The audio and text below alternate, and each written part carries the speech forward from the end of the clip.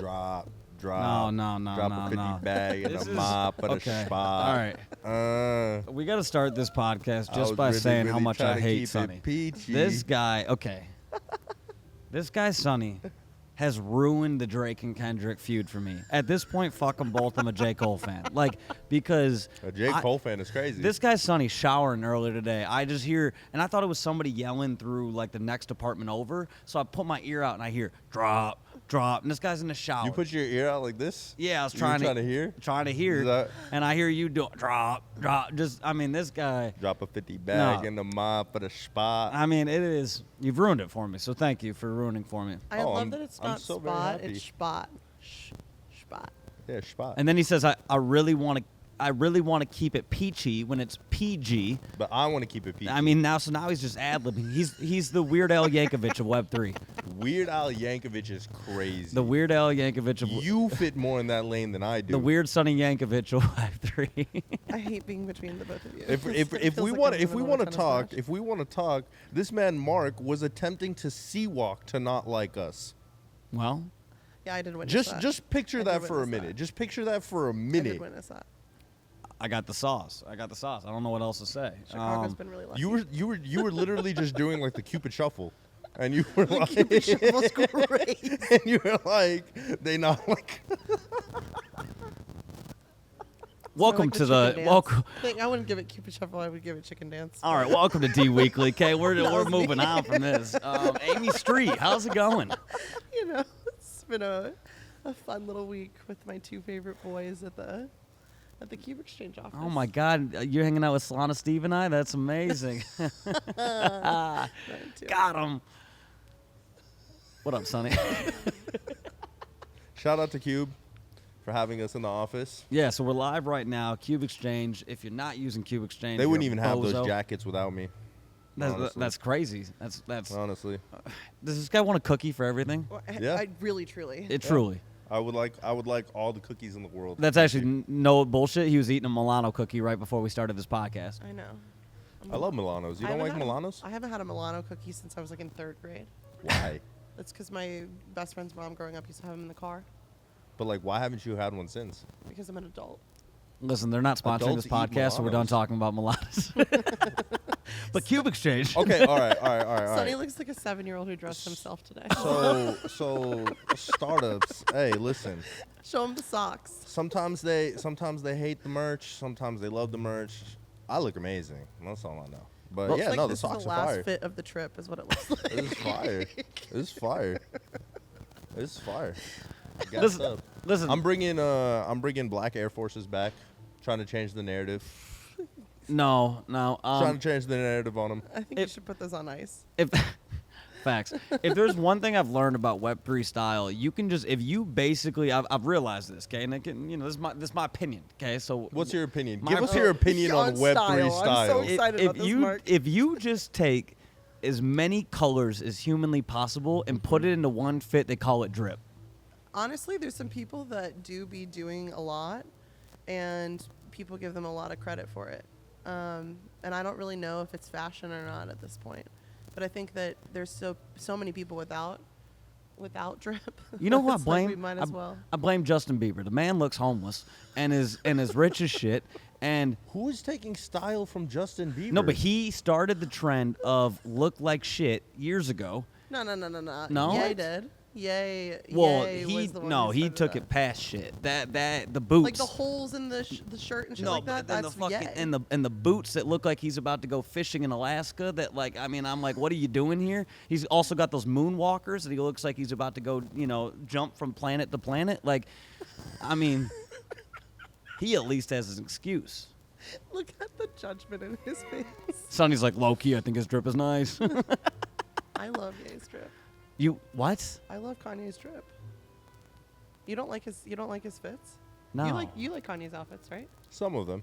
He has some good fits. I like. He his has some clothes. terrible fits, but he has some good fits. I like his clothing. All I right, like before we go further into this, so here's what we're doing. We're at Cube Exchange today. We're bringing all the people who are here in the office today to just come on the couch and Come on the couch. Come on, Marc. You had one job. Are you- damn, I was doing that for a minute. Pause. Damn. Okay. So we're live at Cube Exchange, and so basically what we're doing is we're bringing everybody who's at the office today to come sit on the couch and have a conversation with us, talking about whatever comes to mind. So far we've covered Sonny's drip, we've covered Kanye and Justin Bieber's drip. We'll see where the conversation goes from here. I own a basketball team, so that's why I'm dripped out. Help. Looking forward to Sonny traveling the world this summer with the big three. Sonny, what city are you looking forward to going to the most? And why is it Cincinnati, Ohio? Cincinnati. That's insane. No, Shout out I'm my excited. I'm excited that we're gonna have some West Coast dates. We're starting in Oakland, Bay Area, reps up. You know what I'm saying? We're gonna have an Anaheim date, so all the LA peeps can come out. I'm just happy that we have some West Coast dates this time. Honestly, I think Portland is honestly gonna be a very, very good one. Yeah. Yeah, Portland's underrated. You know, I'm excited. Honestly, I might have to pop out to Portland because without getting political, I feel like I see when people talk about Portland, they talk about the wildest shit. I gotta just see what's going on in Portland. I gotta see. I don't know, but I've also heard they got good coffee, so I'm looking forward to checking that out. So cute. Portland's Yeah. nice. You guys. We can go on a There's nice no little Miami hike. date this year, which I'm really sad about. No Miami But date. there's We a got Tampa Tampa. date. So Oh, Tampa. So I'll be there. All I know is, for the ones who know, Tampa Bay, Maanz Venus. We're not gonna talk about it. We're not gonna talk about it. But the ones who know from Tampa know. They know. We're not gonna talk about that though. Okay. Are not you gonna like talk about tapped in on Tampa culture? Is that what this is? Like, I had one of the wildest nights of my life in Tampa, Florida, and it ended with me falling asleep in one of those full body massage chairs where it's like you got your head, your neck, legs, the whole nine, and I fell asleep in it. So I did 9 hours of sleep in a full body massage chair. So I woke up in the morning all loosey goosey. That was the wildest night of your life. Well, that was how it ended. It ended that way because I was hammered. what do you think at a that wild point. night for Marc is? Apparently just like ending up in a massage chair. Listen, we're not going to tell stories from that night. None of them are appropriate, okay? I think taking an edible over 10 milligrams is a wild night for Marc. Low key, honestly, yeah. You're not wrong. You're not wrong. So Amy Street, What a pivot. What a pivot. what are we getting into in this episode? What are we chatting about today? What do we got? It's been a weird week in the last few weeks. I feel like in the space. I feel like there hasn't been a ton to talk about. There's the charts are just going like this. You know, meme coins have been going like this. People just have whiplash, and I just Yeah. think people are trying to figure out where to, if they're just gonna hold or if they're gonna really swing it somewhere. And I think that I'm hearing from both sides of the coin. People are really trying to figure out what to do. Here's my question for you guys. Okay. I love all my technical analysis people out there. Okay. Are they ever right? I hate to say it. But are they ever right? Because I feel like every day I go on Twitter, and I got about 100 of them that I got notifications set up for.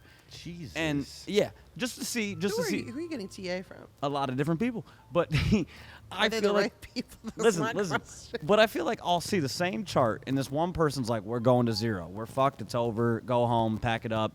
Shit's in. It's over." Okay.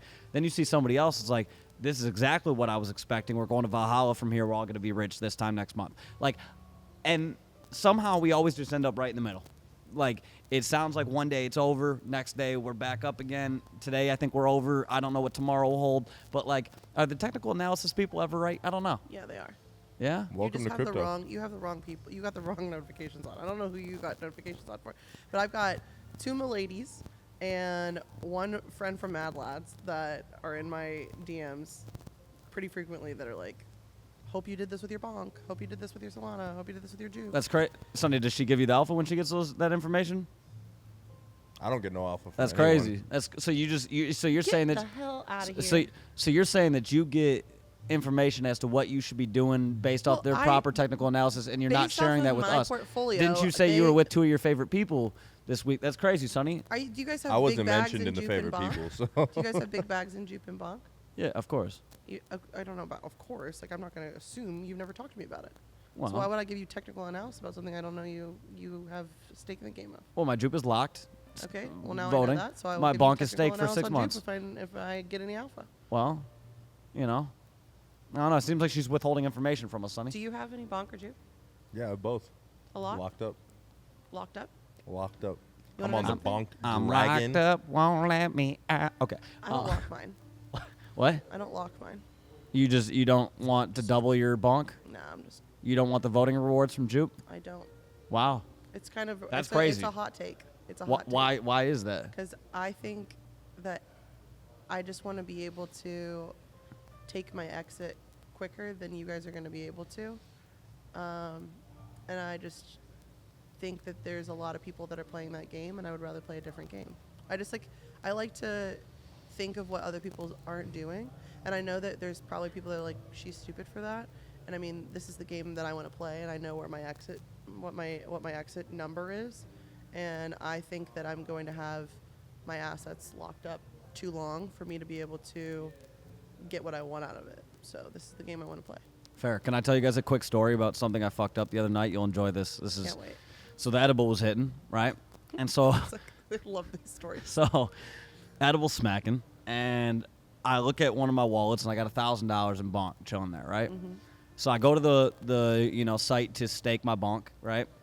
And I'm looking at 1 month 1x, 3 months 1.4, 6 months 2x, right? Mm-hmm.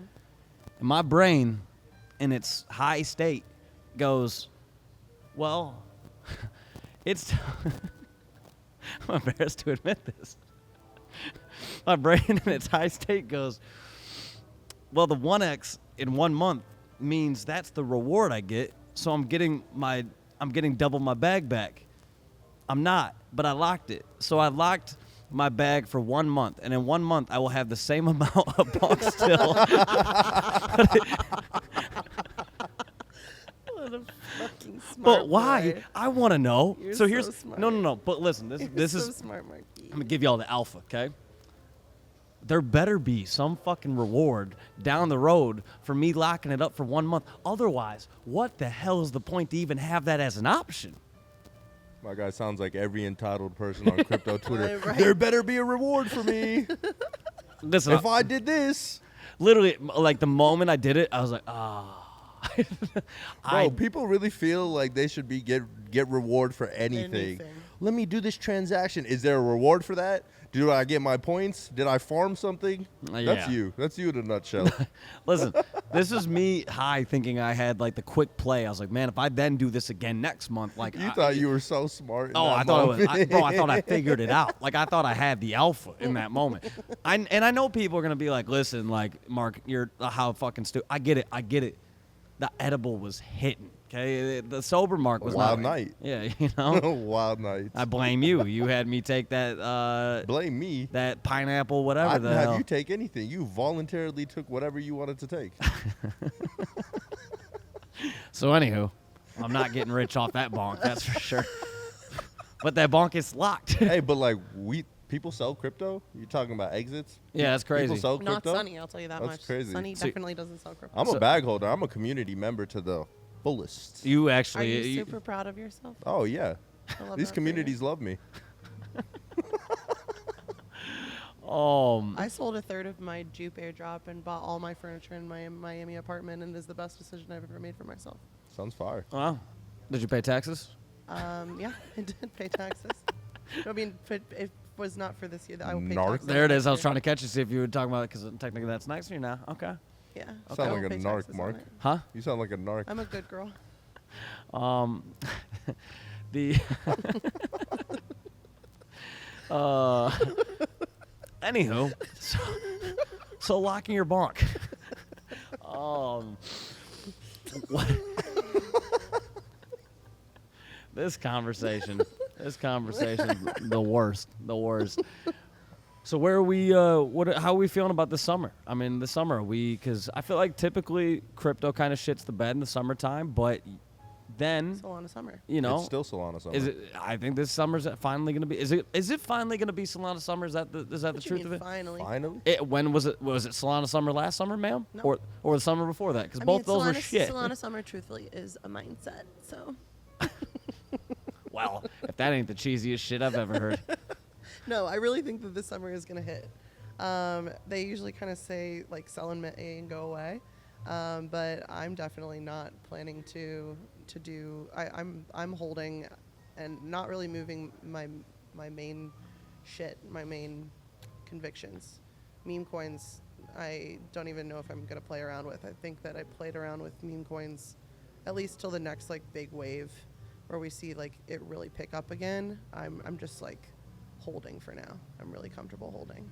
I will say our last or 2 podcast episodes ago, we Sonny and I were talking about which coins we were bullish on, and I said Mitchie, and it was at I think 25 million when we mentioned I on the like podcast. Went up to 150 million.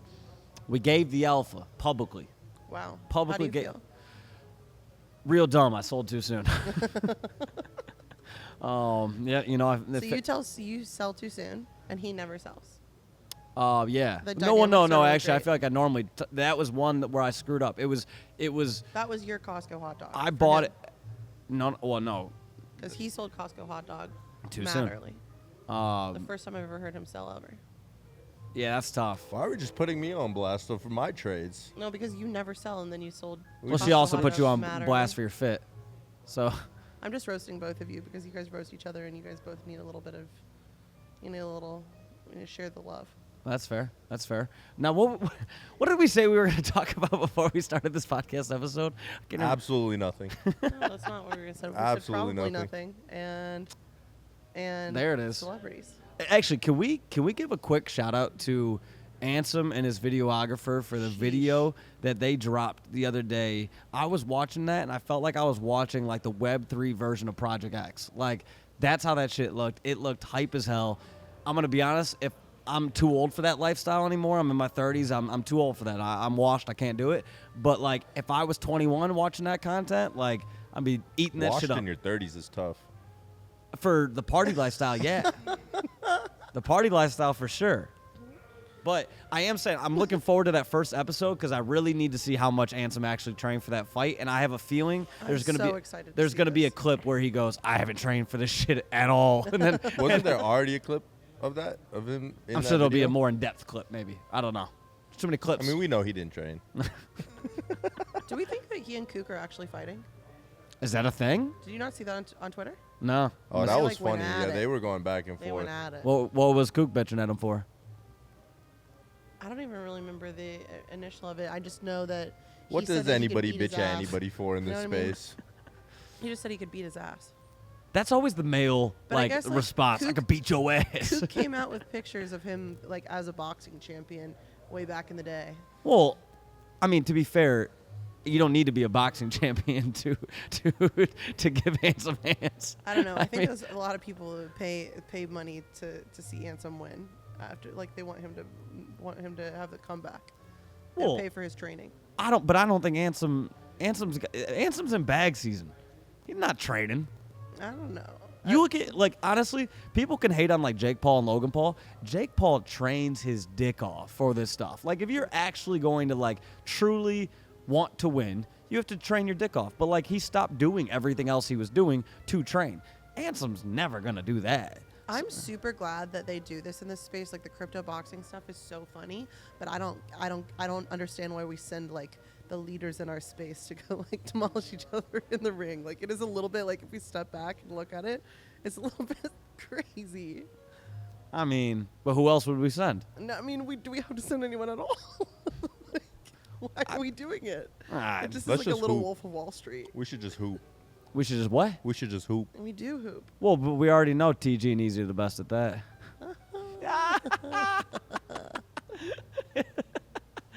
Oh, Sonny's he's probably gonna punch me after this episode for that I comment. didn't see him make a single hoop at the last event, so. I'm sorry you didn't have your glasses with you. It's all good. It was It's all good. It was a little rough performance that day. But, Sonny, what'd you think of Probably Nothing's latest video, everything that they got going on with Banks? And we got our boy Frank made several appearances in that episode along with Malcolm. And then, obviously, the boys Leap, Thread Guy, K-Money, the whole squad. It's great. Wow. Wow, that was... It's a really great episode, guys. Nah, I think what they're doing is, I mean, it's super dope for content. The whole like vlog style. I think the vlogs, like, we're kind of bringing this whole vlog style shit back to crypto. It feels like, from some years ago that was like popular on YouTube and whatnot.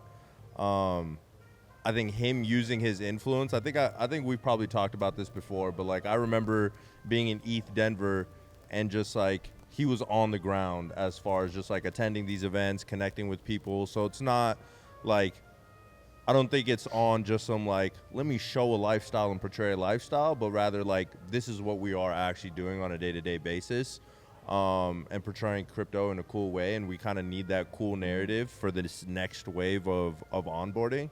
And I think like off of that, right, like we saw Frank and Malcolm, shit, DeGods posted that video of them just like out on the street, behind the scenes content of them in the house, and like just stuff that they're working on. And I think, again, another dope route of just seeing content. And now we're getting even more bullish on video content because everybody is more doxxed than they were a year ago, 2 years ago. And so we're just seeing more people's faces. We're getting the behind the scenes. We're getting to watch things grow from a more personal perspective. And I think that's been like some of the dopest part of all this content that we're coming out. I mean, even we're focused on that, right? We went to the fucking Kentucky Derby.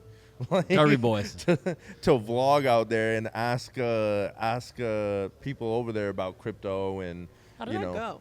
I mean, it was crazy. It was low key, like, was not expecting.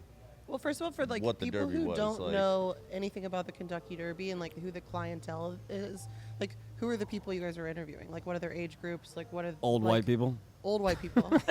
Like how old is old white people? 50 and older? Yeah. Or yeah, No, I mean, there was 60 like. and older? there were definitely. I mean, there definitely were plenty. It's an expensive. It's definitely an older demographic, Yeah. right? Like And I feel have like it's they heard like of crypto 30 and before? over. Are you talking to them about crypto? Yeah. Some people, yeah. And What they were is their thoughts? Oh, they hated against it. Yeah, 100%. Hard, like and Yes. do Hard you, stance. Did you feel like you got any like ground? Like you like they From the people sitting around us when we were at our seats, yes. But like when we were just walking up to random people and talking to them and whatnot, And they were like, the "Fuck moment crypto?" crypto was used, it was like we used a slur. Like it was Really? crazy. Oh, Yeah. Like one lady, I was like, we had a great conversation. And then I was like, so hey, have you ever, are you invested into crypto at all? And she's like, no. And I was like, are you opposed to it? And she was like, yes. And I was like, well, damn. Like, not even like a, hey, I'd Did like you to get learn a more. why? It was, no, because the moment I said it, she went real stiff. Like, she did not want to carry on that conversation Do you afterwards. think it's because there's a lack of education? No, it's the crypto narrative is shit because of all the different people like Sam Bankman-Fried, everything like that. Like I was watching the Tom Brady roast the other day, and one of the main comments in that was they go, like we have a lot of people in here who were probably fucked over by Tom Brady when he like lost them, or something along the lines of like Tom Brady lost $30 million on FTX, and I'm sure a bunch of you lost a fuck ton of money too. Thanks, Tom. Fuck you. And I was like, shit. Now we got to like overcome that, right? So I think there's going back into like the content narrative and why I think that's so important is like we have to change the narrative around crypto and like the way that we do that. And like I do feel like when we were sitting there, Sonny had his jacket on at the Kentucky Derby that has the Cube logo on there and the photo finish logo. We've both got our hats that have the logos on there. And we had a lot of people that were asking us questions about what is Cube, what is photo finish, and we're explaining it to them. And the people that we actually sat down and had like full-on conversations Walked with, away with positive thought, that yeah. means- Especially because they're like, well, why are you guys here? Oh, we're making content for photo finish. It's a digital horse racing game. You can buy their main coin on cube.exchange, and so it's like people were loving that conversation and everything like that. But again, we changed that narrative by showcasing to people that like not everybody in this space is a scammer, grifter, blah blah blah blah blah. Mm-hmm. But we do have a ways to go to overcome the original bullshit. Just as like if you think about going back into like e-commerce in like 2008, like people were petrified to buy things online. They were nervous about it. They thought they were going to get scammed. They thought their credit card information was going to get stolen. They might have been right about that part of it, but like the Well, it's like the fact of like the unknown and something that you're never familiar with. Like right. Not this past December, but the December before, I did an interview with Tommy Hilfiger and talked to him about him selling clothes online for the very first time. He was the first fashion brand to sell like with e-commerce. Yeah. And everyone told him like, listen, nobody's going to want to do this. No one is going to buy clothes online. People have to feel and touch them. Like it makes no sense for you to sell clothes online and like look at the topography of how people buy clothes now. Nobody like it's very rare that you go to a mall or a store. Like you're mostly buying most of your clothes online. And so it 100%. just is about educating and building infrastructure that's like sound to create that safe environment that people feel like, okay, this is something I could feel comfortable doing, and I'm going to like this more, or it's a better experience for me because of the way it's set up and I've seen it work. And like that's, I'd like, even like with like Cube, you know what I mean? Like buying with Cube is a different, better experience than other exchanges for that very reason, and being able to educate people on why that exists and how that shaped itself on the backs of like other experiences with other exchanges, and why it's going to be a better experience for people that are looking to get into crypto. It's just an ever evolving machine. You know what I mean? We're a part of a movement of educating and growing, and we've been in the space where it's been no man's land, and it's been the wild, wild west, where we've seen all sorts of bullshit, but we're looking to move into something that's way more palatable for the average person. And that's what you guys are really great at doing, is bringing some of these brands that are palatable for the people on the outside, like Photo Finish and Cube are super palatable for a person that's not inside of the space, you know? 100%. I think that's why we have to meet them in their area, and then like earn their love and trust, and then bring them back to our area. Because I think a lot of times when it comes to crypto in general, like the attitude has been, well, like we'll build it and they'll come eventually. And it's like, but why is that? Why would they? Like, again, when the main people think about is scam and bullshit when they think about crypto, we have to change that narrative for them to feel comfortable. You know, again, we had a company like FTX that literally had an arena named after them in Miami, and then they rugged, basically, right? And so it's like, as a result of that, you have to overcome that. And so we can't be blind to that fact. And so again, I think when we do things like go to the Kentucky Derby with Cube and Photo Finish, like we do, that's where we're meeting those people in their land, right? And we're saying, hey, we're meeting you here. We're getting to know your world, what you guys are doing and everything like that. Let's also now tell you more about our world and what we're doing. And slowly but surely, we can onboard them. But we have to be realistic. It's a process. Like, you're not going to just earn people's trust when, again, we've done nothing but erode that for a period of time. We trust it because we've been in it for years and years now, and we know the space, and we know how to avoid a lot of the bullshit and everything like that. But from somebody on the outside, we have to continue to, like, again, elevate certain people and elevate their content and things like that, so that when we do onboard people, we onboard them in the right way. Yeah, I think a lot of what we're doing is, I mean, it's this aspect of cultural building and just having to constantly reestablish yourself, right? I mean, even if you take a look at something like Amazon and Amazon Prime, like, I was using Amazon Prime probably back in, like, I don't know, 2012 or something like that. I remember they were giving, like, college kids fucking discounts, and you could get, like, a Prime account for free and all this stuff.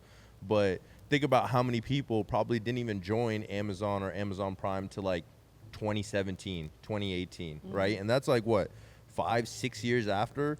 And, again, same thing with the e-commerce thing. It's just continuing to show up every day, continuing to build it out, continuing to do culture building, and that's how you just establish yourself. Like with crypto, for the totality of it, like, we can look at it and be like, oh damn, like, people have been investing in Bitcoin since 2013, or people have been investing in ETH since 2017, 2018, people have been investing in Solana since 2020, and that feels like a long time to us. But to people at the Kentucky Derby, or to people that are in these other spaces, they don't see that, right? They see that it's like crypto's been around since the FTX scam, or crypto's been around since a little bit prior to that.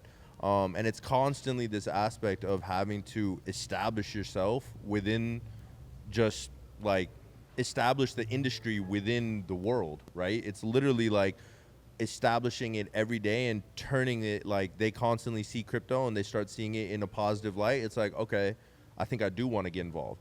And it, like, everybody doesn't need to be early, and everybody doesn't want to be early, you know? Like, we take chances because that's how we view it, right? Like, me personally, I've always liked technology, and I've always kind of been at that cusp of, like, wanting to understand new technology, be a part of it. But everybody doesn't want to do that. Like, they want to come into something that's a lot more established. So we're doing the building right now. So 2 years down the line, we go back to the Kentucky Derby. Now we ask those people about crypto. They're like, yeah, I have some Solana, I have some Bitcoin. I even have a fucking NFT and ordinals, and I'm betting on Photo Finish or whatever. Like, that to me is like the goal, but it's not something that happens overnight. And I think even we get lost in it of just being on crypto Twitter, feeling like shit is just 24/7 and this needs to be popping off right away. And, you know, even going back to our earlier talk of like, oh, things have been kind of feeling up and down in the space. Like, these are like accumulation periods. These are like periods where it's like, yeah, it might feel a little bit of downtime, but like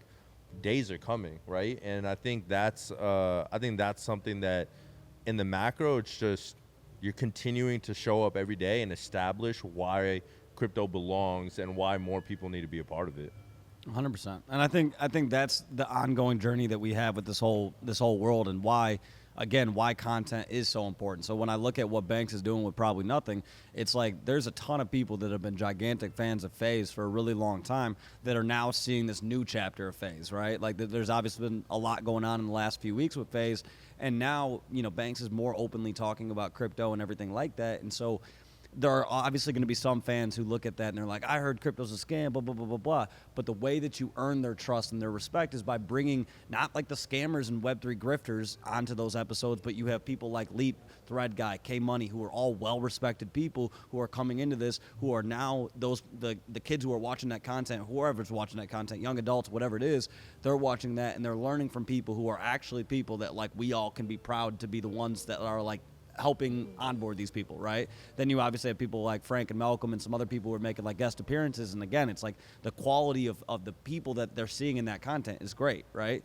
And so then you see somebody like Bryce Hall, who's now, you know, right? Bryce Hall's rocking the DeGod. We love to see that. And it's like, but he's going about it where he's like, I hit up Frank and I was like, yo, is Bryce like actually like in this shit? And he's like, bro, he's in this shit. Like he knows it. He's talking with us about it. He's hanging out with us. Like, it's not like one of these things where in that like 2021 days where you had people like Soulja Boy dropping NFTs, rugging the shit out of it, getting a quick check and bouncing. Like, this is now we're seeing people like Banks and Bryce Hall who are actually learning about the space, and they will be the people that years from now, 3-4 years from now, other people are writing articles about of like how they were early to this space. They got in, they did it the right way, and like, you know, and there will be people that give them their kudos 3 or 4 years from now for what they're doing right now, right? So yeah, I think it's awesome to see that kind of content becoming that much more prevalent and everything like that. You know, yeah, it's exciting. It's exciting because it feels like we're moving in the right direction and we're getting away from a lot of the scammy bullshit.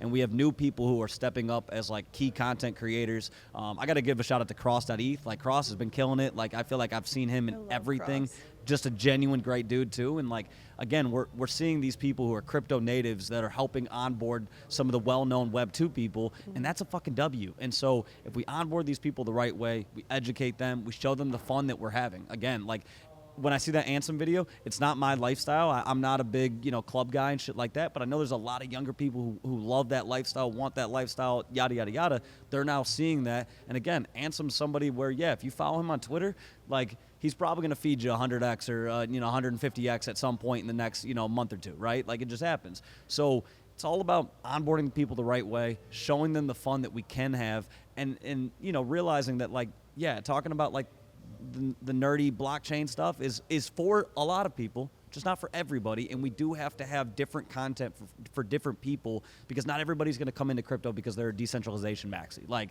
well, I think that there's a healthy balance that needs to be had, because I do think that the greater narrative of crypto being like this scammy bullshit is our biggest problem. Like, yeah. Every headline is like about scams and lawsuits and ruggers, you know, and it's not like, I don't think that we fix that by onboarding people with party videos and like cool trading stuff. Like, I think that that's getting the degenerate audience that's going to be a part of this immediately, that is going to onboard. But I think some of my favorite conversations is explaining to people that are anti-crypto or anti-blockchain that blockchain is a database.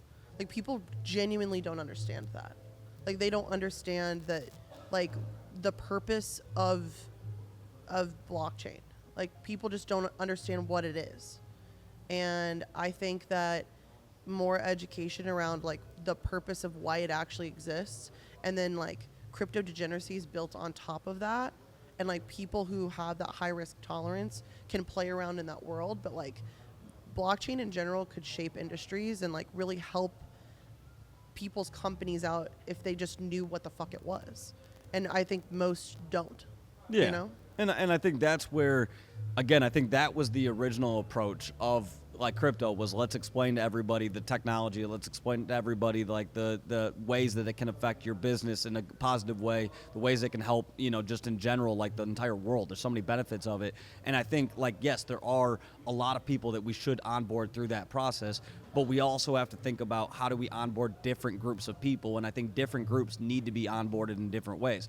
I know from like just being friends with Sonny and watching his content on Instagram, I can guarantee when he's posting videos this summer at the Big 3 games, Totally. there are people who are then asking, hey, what are you doing? Why are you there? What is that? Sonny also has been, long before he was the co-president of DeGods, was repping DeGods all day, every day, twice on Sunday. And like, I know people were messaging him like, what is this? And again, that's an onboarding process. Him rocking that jacket, walking around Chicago, people are going to ask him about it. Like, again, us being at the Kentucky Derby, rocking the cube stuff, people and photo finish stuff, people asking us about that. Totally. So it's like onboarding people in various different ways, because when you think about like the internet onboarded people in many different ways. You had kids who were playing games on the internet. You had parents who were sending emails on the internet. You had people watching porn on the internet. You had people pirating music on the internet. Like, you had all these different use cases Well, in it's the mostly early the days. degenerate stuff. If you think about the early days of the internet, porn, gaming, and like illegal activity was the main reason that people were getting on the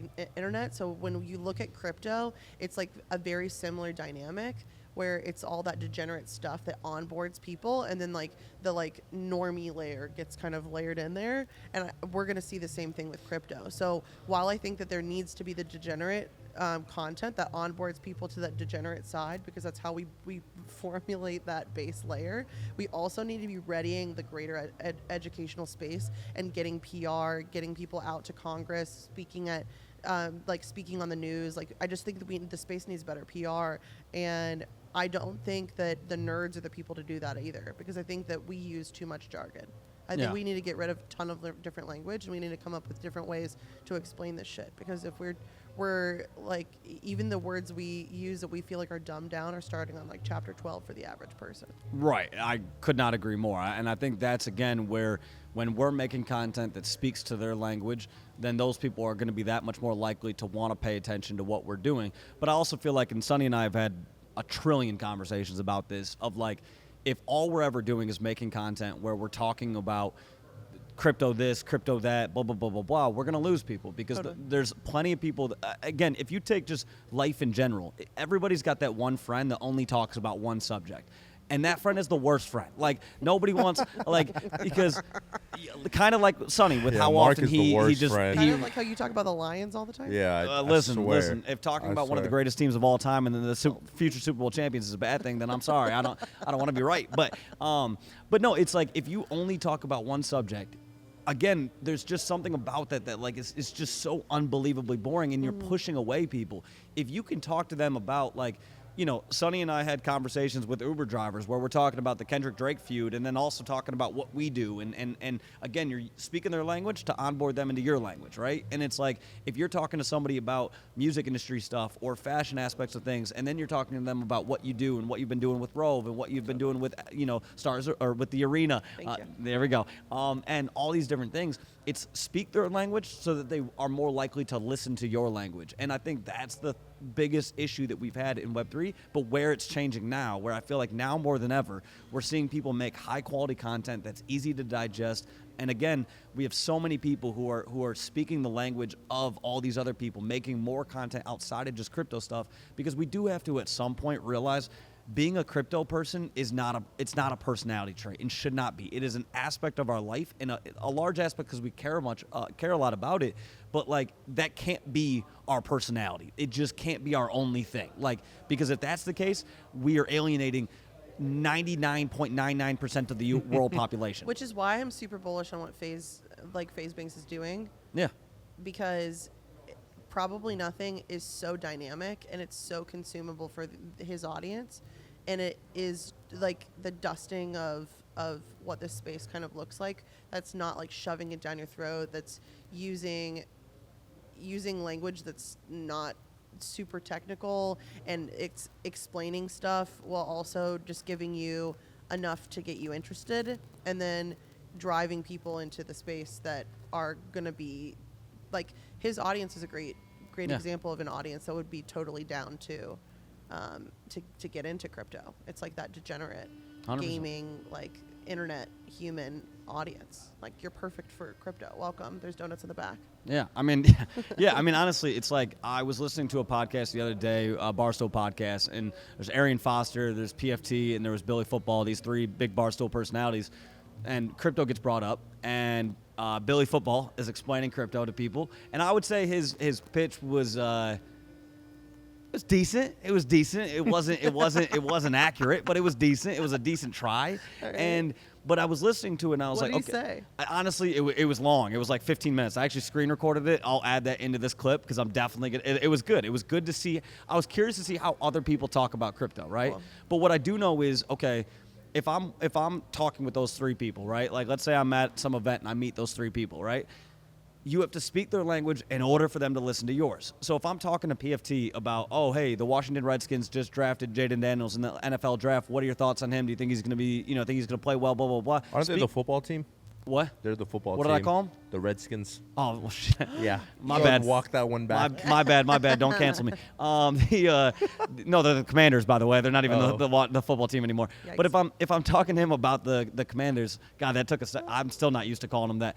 If I'm talking to them about the Commanders, and he's a huge Commanders fan, okay, that's easy for me to then parlay that into, hey, by the way, I was listening to your podcast the other day. I heard you guys talking about this. Let me explain to you in more in depth what crypto's all about, Or and how you could explain it in a little bit easier way. yeah, and so again, it's like, but what we do all the time, it's almost like when we were at the Kentucky Derby. There's all these people on their soapbox, right, talking about these different causes, right? There's always those people that are like, you're going to hell if you do blah blah blah blah blah, right?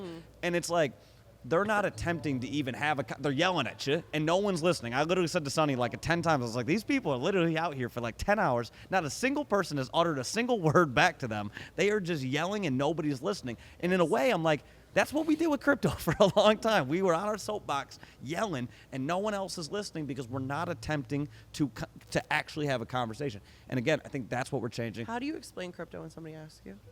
I explain it, well, I mean, if I'm talking to them about like why they should be like bullish on like Bitcoin or something, or just like blockchain tech. Someone says, what is crypto? Like, I don't know, understand what it is. Like, Did- what's the difference between like that and like Venmo? Isn't it just like internet money? Like, what do you say? is the If I'm difference? talking to somebody about digital currency, right, then a lot of times I'm going to get into strictly the U.S. government prints U.S. dollars on a regular basis. Inflation's crazy as a result of that. We have a fixed supply on Bitcoin. Like, that's one of the biggest reasons why that like sold me a long time ago on something like Cool. simple, like, supply and demand. You learn that shit when you're in like 4th grade. Didn't take me long to figure that out. Then I have, I've had people that have talked to me about like, everything going on in Ukraine and Palestine and everything like that. And like, if you no longer have access to your bank, how do you access your money then? Crypto changes that. You could leave your country and still have access to your money. So there's simple little short use cases like that I'll use, and I think that's one way that I can just pique their interest. I'm not necessarily looking to sell somebody in one conversation, because I understand that it's not going to be that simple where I'm going to have one conversation and they're going to be like, oh, okay, I now know equally as. Well, you just need to have them know enough to walk away and be like, okay, I know what this is. That's Right. why, like, when I do it, I have like 3 analogies. I have a Let's hear crypto it. analogy, I have an NFT analogy, and I have a blockchain analogy. Do you want me to give you Pretend one? like I know nothing. Hi, Amy Street. Nice to meet you. I know nothing about crypto. Well, I'll do the NFT. The NFTs one is one of my favorite ones, because people ask about that all the time when they find out that I like work in NFTs. Okay, onboard Sonny and NFTs, Do you but have- also do you- talking to your Do you mic. have your wallet on you? Do I have my wallet on me? Yeah. Like a regular wallet? Yeah. Do you have your wallet? Remind yourself, you're not an NFT guy, so you don't have a digital wallet, sir. Yeah. I Oh, know. yeah. That's true. You're a normie. This is role play, Do Sonny. have Have you your ever done that ID before? On you? Yeah. Can I see it? Ooh, No. we'll blur this out for the camera. I'm not trying to dox myself. Okay. What is this? Identification. A fake ID. What does it do? Usually when I get pulled over, the cops ask for it to identify myself. No. Okay. So, but it's just like a piece of plastic with your picture on it and your name. Like I don't understand what this does. Like, what is it? What does it do? Yeah, just tells me I have a place in the world, I guess. Yeah, but how do we know that this is real? Um, Like, couldn't I just make like a fake plastic one in myself? Like, how does someone know it's real? true. I No, guess but they what do don't they know. do to verify it's real? They have the little scanners and like the. And there's like a database Yeah. that like keeps all your information on there. It says like this is a real person, and this is just like your physical I'm in the way system, of yes. showing that. So like this is, what does it do though besides just saying like this is you? Like what can you do with this? I could buy a martini. Oh, so okay. So you could buy a martini because it shows your age. Yeah. So that's the utility that this has, right? Okay, that makes sense. Great utility. What else could you do? Um, You could drive I can a car. drive. Yeah. You I can can go to the drive. nightclub. You could purchase certain things with it, right? Yeah. So this purchase a car. allows you access, and it has like To life? certain Yeah. things that it gives you access to do, right? 100%. So I start with this because this is something super tangible that you understand, and then I use this as a base to say like an NFT. Like I'll show you let me see, like the NFT I have on my background on my phone, like my Mad Lass. I'll be like, this is an NFT, and it's like a physical representation of a contract that tells that I can do certain things with it or it gives me certain access. So just like this is a physical representation of the contract that represents like who I am as a person and gives me certain access to certain things, that's essentially what an NFT is. It is just the physical representation of your access to whatever the contract says. And the contract could be utility of getting rev share, or it could be getting access to certain events and people, or it could be a certain product discounts, like whatever that looks like. But this is a really great way for me to say, like, but like, what if I have a fake one? Like it's just like this right click save, screenshot it. Like I don't understand what the difference is. Well, the difference is the contract. You know what I mean? You could have a fake ID, but the fake ID doesn't scan you in and get you into a strip club. You're not gonna be able to go. Like you don't get the access. So Imagine that's flying with a fake ID. Can you imagine? Would be crazy. It would be terrible. Would not work, but also you would not get through TSA. But Exactly. yeah, Let's shout out Clear one time. yeah. Exactly. Um, I swear. yeah, no, that's So I think going with analogies of like what do people know and just relate it enough. Like I don't have to explain the whole thing. Like but giving them a good basis of like they walk away and they're like, oh my gosh, I understand this so much more than I did in the first place. Yeah. And they can go repeat that to someone else because that's super consumable. Yeah. I think that me going, well, non-fungible token, you know what I mean? Like that doesn't help with anything, you know? Non-fungible tokens.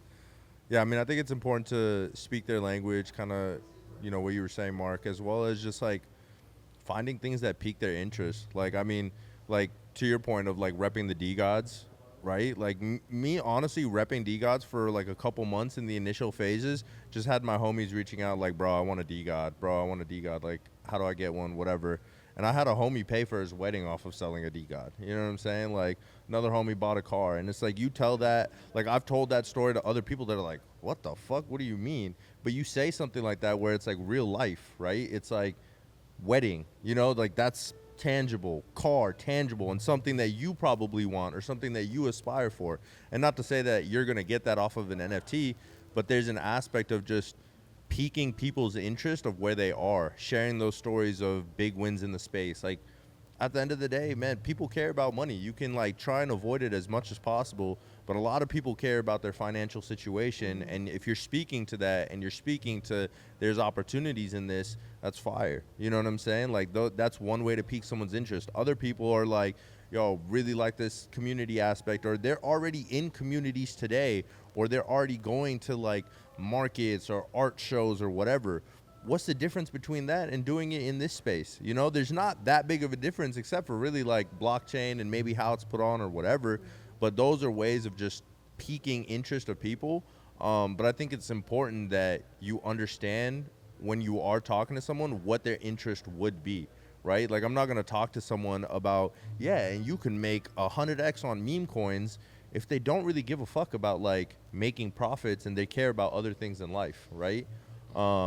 And so I think that it's like meeting people where they're at, right? Like there's a balance of all of that and just speaking their language, being able to relate to them and just explain it in a way that's digestible and not, just them walking away confused. Yeah, I mean, you got to tailor the conversation to the individual that you're talking to. And again, I think that's one of the problems. A lot of times we just don't do that. And it's like, The you know, same spiel. yeah, I mean, again, like when I got into crypto, like there were so many people that were like decentralization this, decentralization that. I was like, brother, I don't give a flying fuck about decentralization. Never have, never will. Not going to sell me on that. Give me something else, because that ain't going to be the thing. When And you it's- first got in here, did you write down words that you didn't understand and look them up or anything like that? How did you like get through that barrier? I mean, at the beginning, I mean, I got onboarded because one of my like best friends had gotten into it in 2011, and so I saw the cars he drove and was like, well, that's enough to sell me. Like, he grew up poor, so I know it wasn't mom and dad money that got him that. So like, okay, let me learn more, because obviously he's doing So you something got right. somebody to ask questions to. Yeah. I mean, he was a very, very early adopter of. He got into Bitcoin and was less than $1 a coin. So I knew no one in crypto. yeah. I knew no one. So how'd I you mean, get I in? knew this guy I used to date would like told me to buy Bitcoin forever ago, and I told him to go like that he was stupid and I should have listened to him, but like I wasn't gonna hit him up, and that was like the only other person besides my friend Kurt Flosterdamus, and like I asked him a handful of questions, but like he's a big artist. Like, I'm gonna interrupt his day to like ask him a bunch of questions about what the fuck decentralization means.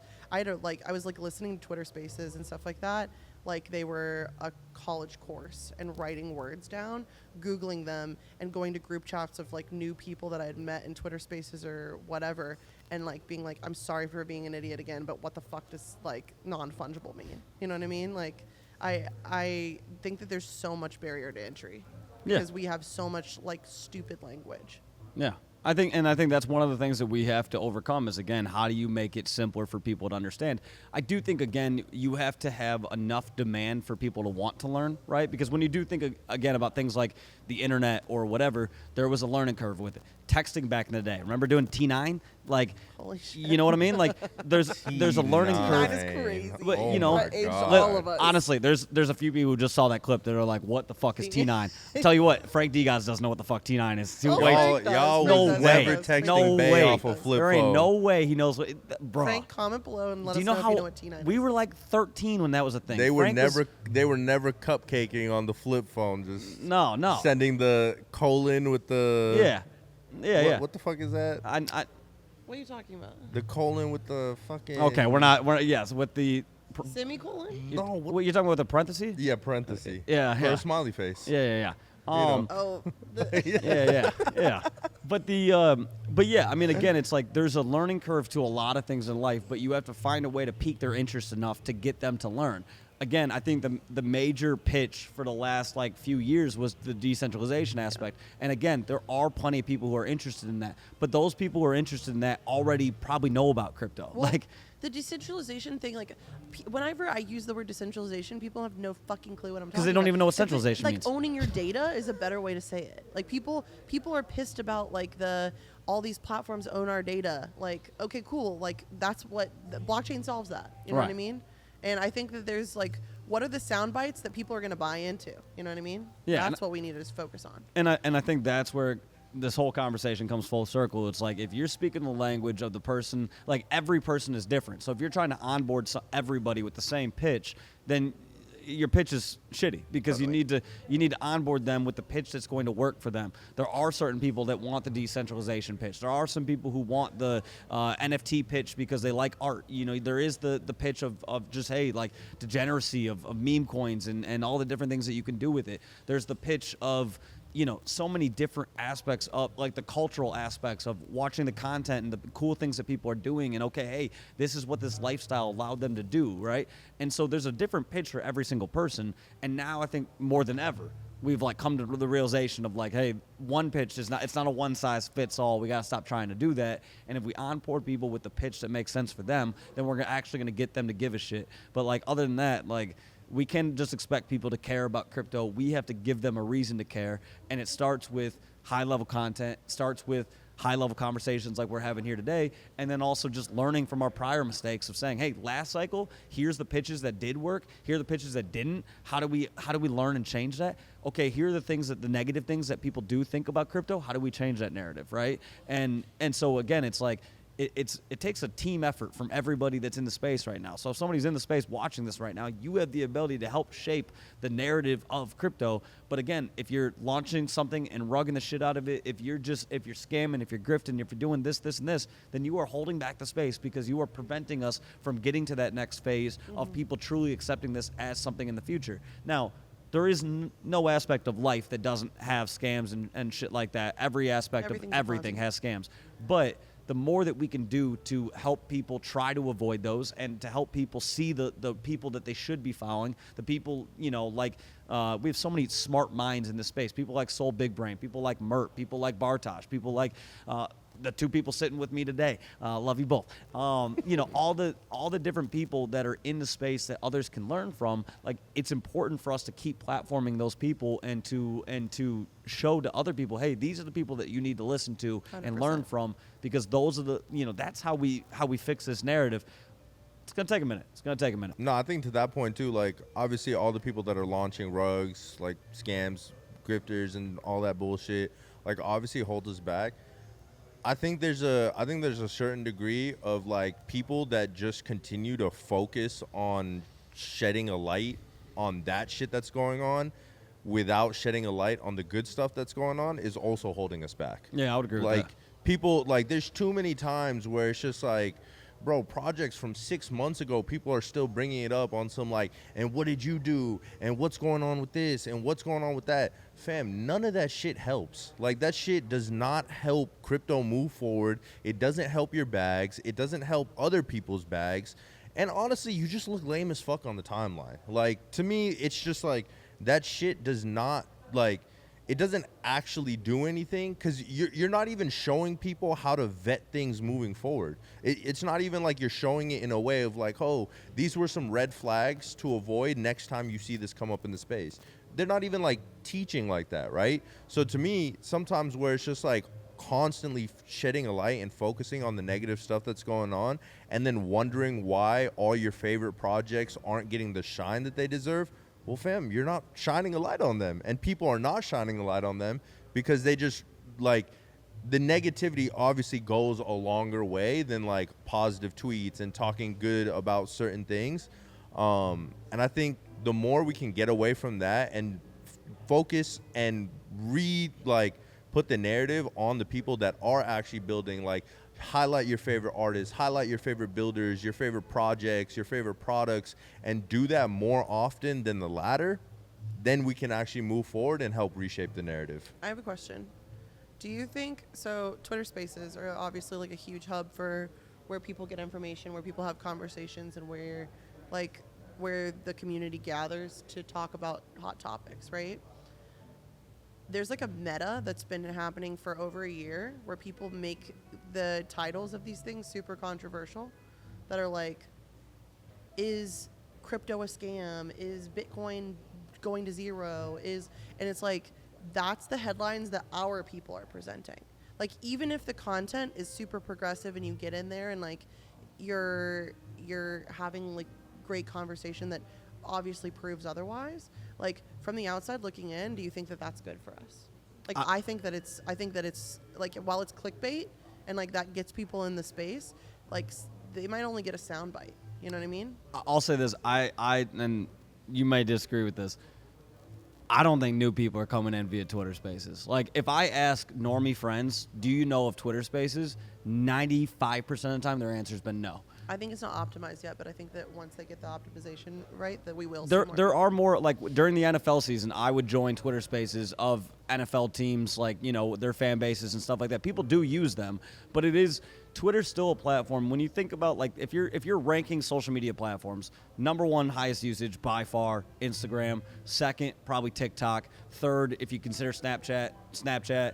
Fourth, Facebook. Honestly, Facebook. Fifth, probably Twitter, right? I think probably Twitter above Facebook, but Close, because you're talking about there's a shit ton of older people that use Facebook all the time, right? And there's also everybody in your hometown still uses Facebook like crazy. So it's Twitter itself is not a platform that the average person utilizes like on a regular basis. A lot of the other platforms they do have a utilization for. So I don't think we're onboarding a lot of people directly through Twitter. Like, I think that there are people, once somebody has onboarded them into crypto, they then realize they need to come over to Twitter for a lot of it. And sure, in that moment, like, yes, somebody new coming in, they see a Twitter space, it's, you know, titled in a way that, like, makes crypto look bad. Like, probably not the greatest, but again, I don't think that's really a large amount of them. I think people, if you're learning about, like, okay, for example, my buddy and his wife, when they got married, I said to them, I was like, I want to kind of come up with a unique wedding gift for you guys. I don't want to just give you guys straight up like cash. I can if you guys really want me to, but what I would prefer to do is to give you the amount that I would give you in cash. I want to give you in Solana. And if it doesn't, like, basically you can't cash it out though for a year. That's our one deal. You can't cash it out for a year, okay? But if at any point, if a year from now it's less than the value of, you know, this certain amount, I'll give it to you in cash. And I was like, so let's do that. Now, mind you, I gave them Solana when Solana was $50, right? So they must be thinking you're the smartest person in the world right well, now. so they're up big on that, right? And so as a result of that, my buddy's wife is like, well, hey, I want to learn more about, you know, crypto and everything like that, right? So then she texts me next week and goes, what is this? Well, I can't even remember the way she phrased it. She was like, what is this, like, one coin that this guy was talking about? And I was like, Emily, like, I don't know who the fuck that guy is, and I don't know what fucking coin he's talking about. And also, where'd you hear that? And she was like, a YouTube video. Yeah. And I was like, see, but that's the thing. That's where they go. They go to YouTube. They go to, you know, maybe to TikTok, but, like, mainly they go to YouTube. That's where I went first, was YouTube. Yeah. And I was watching BitBoy, watching Wendy-O, watching, like, the big, you know, Alex Becker, like, the people who have those YouTube platforms. And so, and while I think that's really big for the space, I think that a lot of those YouTubers get paid to shill. Yeah. And that's no secret, you know? And so where are YouTubers that are broken through, that are there to educate and are not there to shill? I don't know of any. Yeah, and that, well, D Weekly, shout out to D Weekly, everybody. That's crazy. It's crazy, Sonny. She's sitting next to two people. I mean, shout out to Easy. I think Easy does a really great job that's really as far as YouTube and educating. I've never really, like, honestly, even through the space, like, I feel like most of my information of me going down the rabbit hole was, like, through Twitter itself and, like, reading tweets, reading threads, and, like, looking up stuff through that, and wasn't really too much through Twitter spaces either. Like, on even my, like, come up. Honestly, a lot of the times I feel like I would join Twitter spaces and be like, this conversation is Garbage. Absolute garbage, and it's a waste of my time right now. I think and they've I gotten could get better, this. though. Yeah, I think Twitter spaces have definitely gotten better. I think topics have gotten better. I think conversations that people are having with each other have gotten better. But as far as Twitter spaces being, like, the onboarding tool, I don't know if it's I don't think it's fully there. So I don't think that necessarily, like, holds us back. I think for people that are just discovering crypto Twitter, I think for them it's more of a, I think Twitter Spaces is more of a, like, on the journey of 1 to 100, but not 0 to 1. And so that's where I would position Twitter Spaces, is like, okay, you're 2 months into crypto Twitter, you're 3 months into crypto Twitter, you just got here, you've been going down the rabbit holes, you followed some people, you may have bought your first NFT, you bought some tokens, you bought a meme coin, whatever. Now you're like, oh, maybe I should join a couple, like, Twitter Spaces and that sort of thing. And to them, I think, like, yeah, some of the clickbait title probably brings them in, especially if it's specific to, like, something that they've looked at before. So I don't think it necessarily is, like, a hurtful or helpful thing. I think obviously you do your strategies to get people there, but from, like, an onboarding perspective, I don't think it hurts us, because I don't think people are really being onboarded through Twitter Spaces, to be honest. I think the other thing too that we got to keep in mind is, like, everybody that gets onboarded doesn't necessarily want to be in the trenches. Like, I've had friends where I've just been like, hey, you've got disposable income. Bitcoin is at X price right now, and I think you can, like, I think it's a great, like, you know, not financial advice, but I think it's a great buying opportunity. Like, put a bag in and forget about it. And, like, that is the majority of my friends that I've onboarded. Because the other thing is too, is that we wait a lot of times because we're nervous. We're nervous about onboarding somebody because what if they lose money? Are they going to blame me? Blah, blah, blah, blah. What I did, and, like, I'm not to, like, toot my own horn, but, like, in the last, like, 6 months, I've onboarded so many friends where I've just been like, hey, like, I'm buying right now. you choose what you want to do, but like I think it's a great opportunity to buy right now. Same. But also, I'm not hitting up the people that don't have the 5K to lose, the 10K, the 15K, whatever. But I'm onboarding those people, and I'm saying, hey, right now I think is a great buying opportunity. Buy in now. All those people that I got to buy in July, August, September, October are all up so fat that like now they actually want to learn because they've seen that it can work, right? And so it's something where I think, again, our onboarding process has to be a little different. I've also told some friends, I'm like, listen, I don't think you have the time for crypto, and I don't think you're going to take the energy to dive into it. So here, let's do this. Let's set you up with USDC. You're going to get a 5% return annually without you doing shit. Let me just get you into that, just to get your feet wet, right? That has been, honestly, the easiest way to onboard people is I'm like, what is your savings account getting you? Jack shit? Okay, cool. Let's get you to do this. Well, there's some people that are just like, not, like, I hate this so much when people are like, what are you doing to onboard? Like, people always ask me, like, what are you doing to onboard more women into the space or whatever? Or like, You're a woman in the onboard space? Shut up. Aren't you just in the space? Will you onboard my wife? I'm like, you onboard your wife. But I'll onboard their wife. Jesus Christ.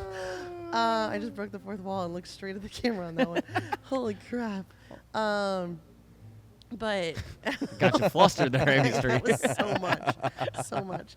I think that there's just like people that are not going to be interested in trading crypto. Yeah. And people who are definitely not going to be interested in trading meme coins. People are definitely not going to be interested in trading NFTs. Like, it's about risk tolerance. Like, if you are not a risk tolerant person, you should not be onboarded to crypto. Yeah.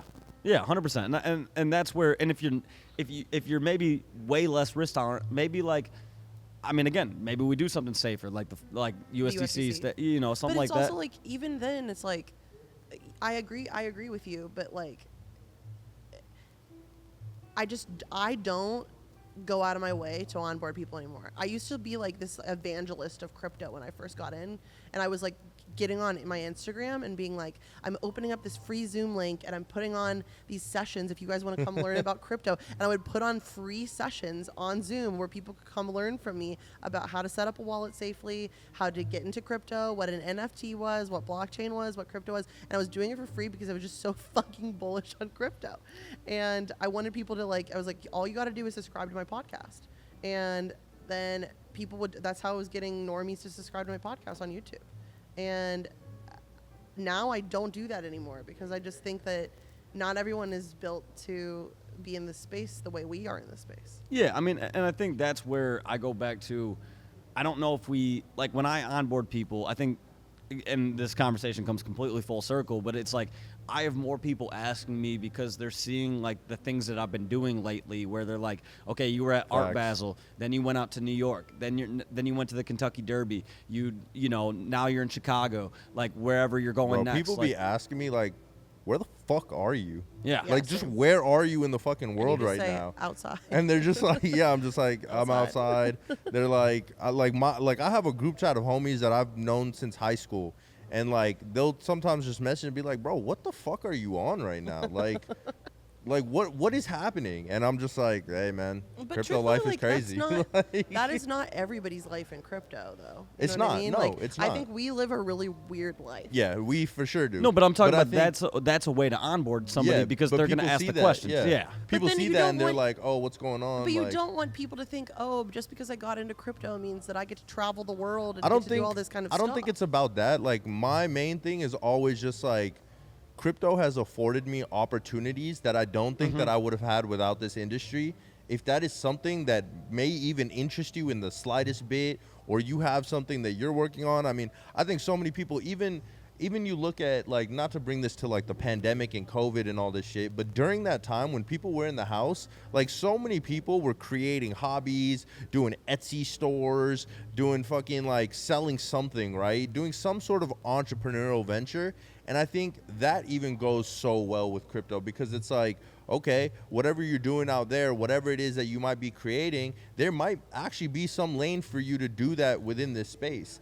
And I think that is more where I lend it to is like, yeah, it's afforded me the opportunity to travel the world and like live this lifestyle. And the lifestyle is probably different than like other people, especially if you just want to be passive, buy and hold and these things. But it's just knowing that, hey, if there is something that you are doing, like, yeah, there could be opportunities for you in this space to explore that's different than whatever you're doing right now within Web 2 to explore that. And I think that's more the basis than anything. I just am really wary of like having my story be representative of like what the crypto story is like, because like I came into the space, got like gifted 2 whitelists to a free mint on Ethereum, and I flipped 2 NFTs for my first year's teacher salary. Like, you know what I mean? Like, and that's not normal. Damn, you got $5K off those? Like $38,000. That's so embarrassing. That was my first salary as a teacher was $38,000. We could do a whole podcast episode on how teachers are underpaid in this country. I had to make that joke, but I only make that joke because I strongly believe that teachers are underpaid in this country. $38K is my first teacher salary that I ever had when I was first teaching. And I flipped 2 free NFTs for $38K, and it allowed me to pivot into the space and go full-time Web3 because I quit my job on the spot and just used that $38K to float. I like fully took it all out of the ecosystem and used it to float. I don't think obviously it's not everybody's story is not going to be the exact pitch for everybody, you know, but it's more is like, it cool, like, how the fuck did she go from being a kindergarten teacher to all of a sudden being like this like girl who travels the world and is like speaking at these crypto conferences, and like how did we get there? And it does pique your interest, and the story is cool to be able to get someone interested to then hear about my driver's license thing to understand what an NFT is. Like it's a gateway, but I want people to not be like, don't think that you're going to buy an NFT and be able to get $38,000 ever. Well, you know what I mean? I think I can use the pitch of like I lost $5,000 my first 3 days of trading NFTs. So like I took a fat L to begin, but I think one of the ways that I would explain it, of not saying people who get into crypto are exactly going to have my lifestyle, but the one equivalent I can use is even if I never did all the different things that I'm doing in the crypto space or, you know, all that, I was able to meet people in Los Angeles and meet people that I became very good friends with, including Sonny, that even if I wasn't this deep into crypto, I would still be able to hang out with and everything like that. And we are in a world right now, the loneliness, whatever they call it, the loneliest epidemic, where people are struggling to make friends. The male loneliness epidemic is one of the craziest things. I've done a ton of research on it. Yeah, it's nuts. That's one of the reasons that I think that crypto relationships are so important. Yeah.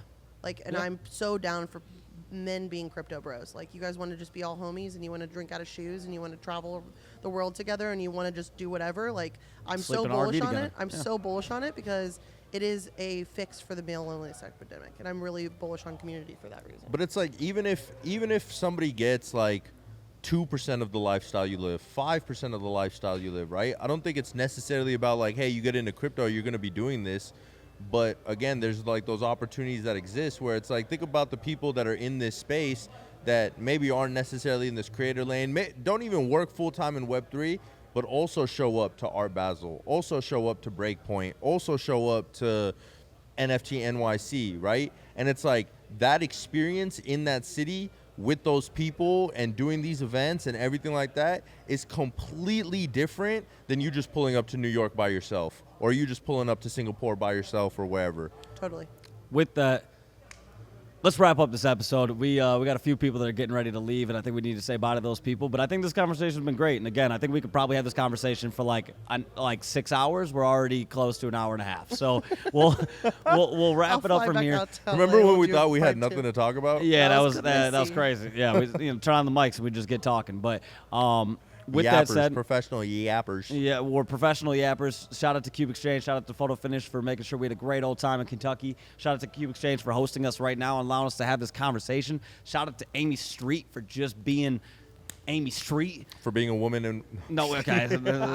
She's going to beat your ass after this episode. Hey, there's no gender and no race in crypto. I think that we ended the episode on that. We can. Shout out to cube.exchange. Shout out to cube.exchange. We'll just cut out everything Sonny had to say there. That was yeah. So yeah, shout out to cube.exchange and disregard Sonny. Fuck you too, Marc.